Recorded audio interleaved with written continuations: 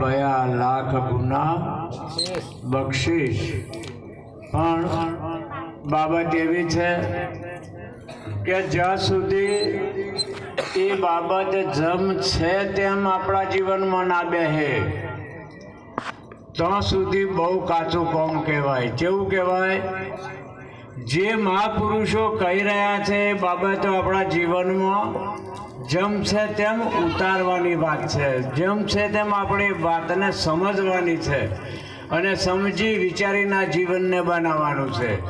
તો એ ગુરુ મહિમા બરાબર છે, ગુરુ વચની બરાબર છે, પણ બાબતો એવી છે કે સમજણમાં હોય એવું જ હોય. કેવું હોય? જેવું પોતાનામાં સમજણ હોય એવું હોય, અને સમજણમાં ના હોય તો લાવવાનું ક્યાંથી? એ આવે નહીં. સમજણમાં હોય તો જ થાય. એટલે મહાપુરુષો તો એમ કહે છે કે ભાઈ વિવેક વગરનું જ્ઞાન પાંગડું કહ્યું છે. કેવું કહ્યું છે? વિવેક વગરનું જ્ઞાનને પાંગડું કીધું છે કે જ્યાં સુધી એ વિવેક ના આવે આપણા તો સુધી ધૂમ ખર્ચા કરીએ એનો કોઈ મતલબ નથી. ગમે એટલો ખર્ચો કરીએ પણ જો આપણો એ ખર્ચો ઉગવો જોઈએ. શું થવું જોઈએ? એમાં આપણને સફળતા મળવી જોઈએ ને મળવી જોઈએ. પણ એ સફળતા ક્યારે મળે કે સદગુરુ શબ્દના થાવ અધિકારી પાનબાઈ. હે? અને એ બાબત જ્યારે એના દિમાગમાં હોય ત્યારે એ વાત એની સમજણમાં હોય, અને સમજણમાં હોય તો જ વિવેકમાં આવે. તો જ આવે ને, બાકી મેર આવે નહીં. એટલે આ પ્રસંગ દર વર્ષે થાય છે એમ આ વર્ષે પણ આ ગામે થાય છે. વર્ષોથી થાય છે આ મહિમા. અને લગભગ આ ગામના અંદર તો 200 પુરુષો હતા. કેટલા હતા? 200-250 પુરુષો હતા. પોઈચા આખું જે ભગવાન વાળું હતું એની જગ્યાએ અત્યારે 1-2 જ છે. હવે સીધે સીધો હેડે અને પવન કહેવાય. શું કહેવાય? ઘર પાર રહીને જાય કોઈ રોકી શકતું, પણ કદાચ એ જ પવન ગુંજ મારી દે અને ફૂદડી ફરતો આવે તો શું થાય? પવન એ જ, પણ તરત એને વંટોરીઓ કે ના કે સાથી ગુંજ પડી છે. અને જ્યાં સુધી એ ગુંજ ઉકલે નહીં ત્યાં સુધી એને પવન કહેવાતો, એને વંટોર જ કહેવાય. એમ આ બાબતો એવી છે કે જ્યાં સુધી આ તો પોતાના માટે છે પ્રભુ. આ વાત કોના માટે છે? પોતે પોતા માટે, કે બીજા માટે નથી. આપણે બુદ્ધ જાણ્યો, આપણે ગુરુના શરણે ગયા. કોના માટે ગયા છીએ? આપણા માટે.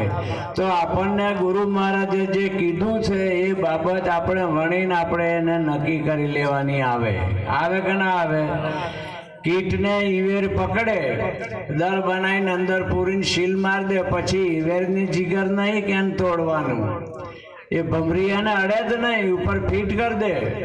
કરે કે ના કરે? અને પછી એ ઈવેરને એ તોડીને બહાર નીકળવું જ ના કરે, નહીં સોન મૈસા ઘોડું થઈ જાય. ભમરીની કોઈ જવાબદારી નથી. એમ એ જવાબદારી એથી ઈવેર નહીં આવે. કોની આવે?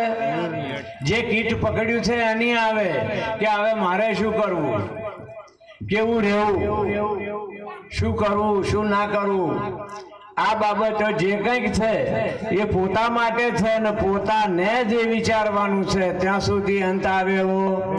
પોતે જો નહીં વિચારીએ તો કોઈ કાળે એનો અંત આવે ના આવે.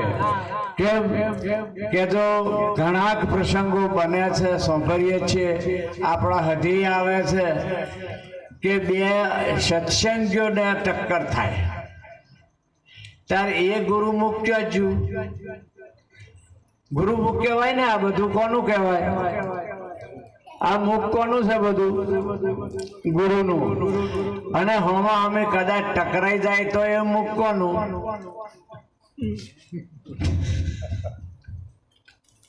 એ મુખ કોનું? એટલે ગુરુ મુખે કોઈ કાળે બીજું બોલાય નહીં, અને બીજું બોલે તો એને ગુરુમુખ કહેવાતું નથી. સંતો તો સહન કરે, અને સહન કરે એને જ સંત કહેવાય. શું કહેવાય? પાણી વગર નાવડી ચાલે, અને પાણીમાં જ બહુ તણાયો.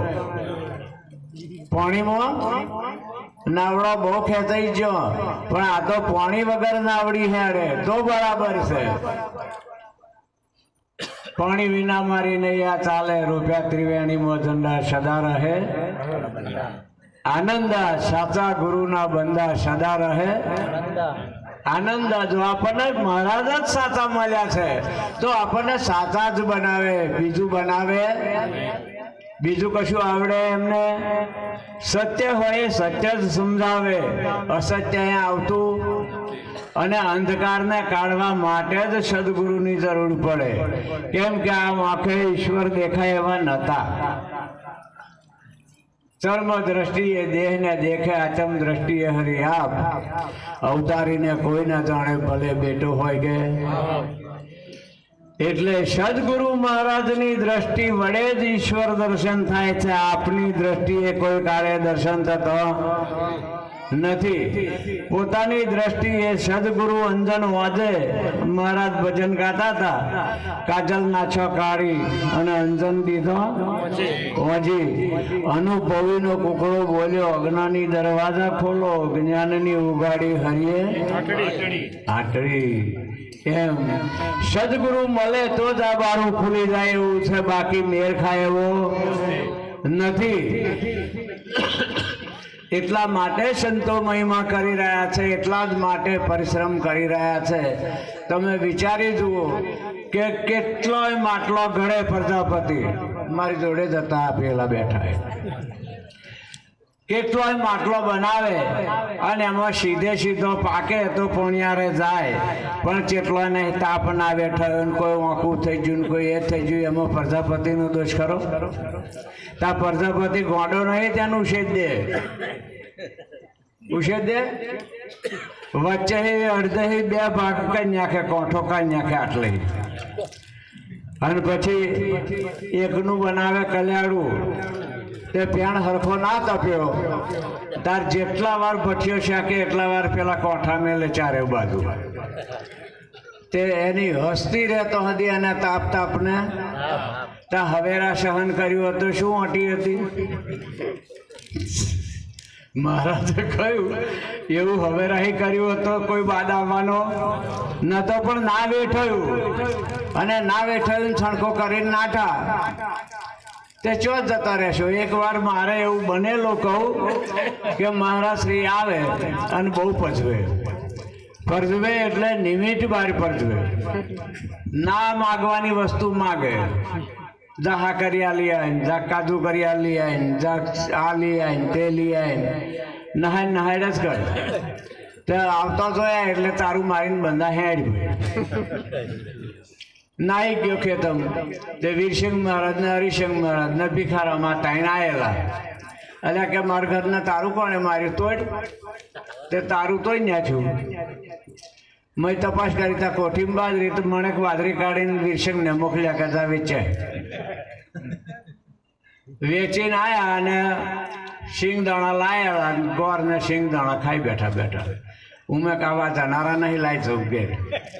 ઘેર જો ને તાર પેલા સિંગ દાણા ખાય એટલે કે ચો નાહી ગયો. તો મેં કઈ નાહી ન જો બાપજી ચેતમ હતો, પણ મારા મનમાં મેં બીજે જાય તો જવું પછી. પણ એ બાયનું તોડીને બેઠા જ.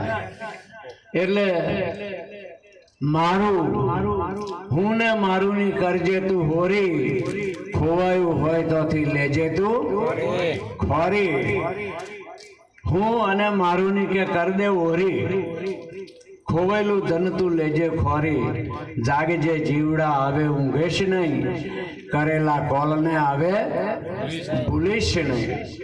જે બોલ્યા એ કોઈ દાડે ફરી બીજું બોલાય. સદગુરુ મહારાજ કી જય હો. લ્યો હાલો.